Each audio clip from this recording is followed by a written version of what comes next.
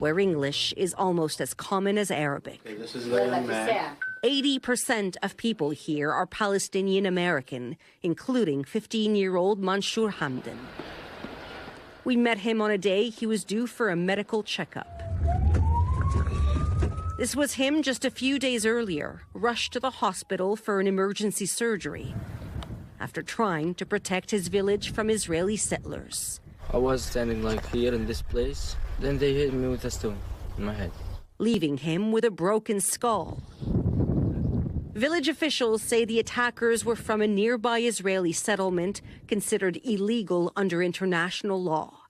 In response to the incident, the Israeli military told Israeli media they'd received reports of mutual stone throwing between Palestinians and Israeli civilians and dispersed the crowd.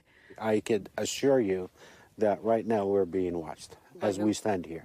Yasser Alkam splits his time as an attorney in California and as a spokesman defending his Palestinian community in the West Bank. There's no shortage of casualties here when it comes to settler violence. He says this farmhouse was set on fire hours before the ceasefire in Gaza came into effect. In the past, the settlers have come with guns, metal rods, and Molotov cocktails, terrifying residents and leaving a trail of destruction. This attack condemned by Israeli and U.S. officials. What they believe in is that this is their land, we have no place in this land. That's the message they're trying to send.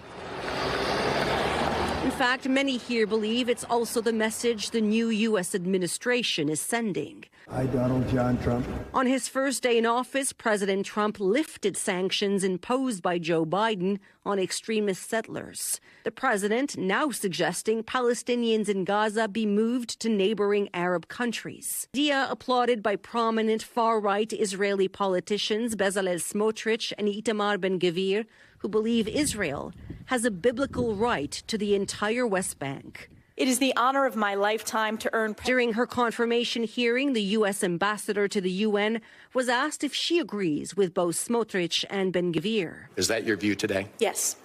And we're surrounded by settlements and outposts. Shiloh, Shfut Rachel.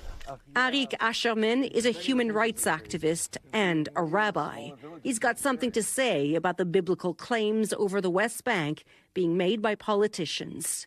It is simply unacceptable that in my name, in the name of my religion, of my government, that these people are prevented from their basic right to make a living off their land with the ultimate goal of taking this land from them.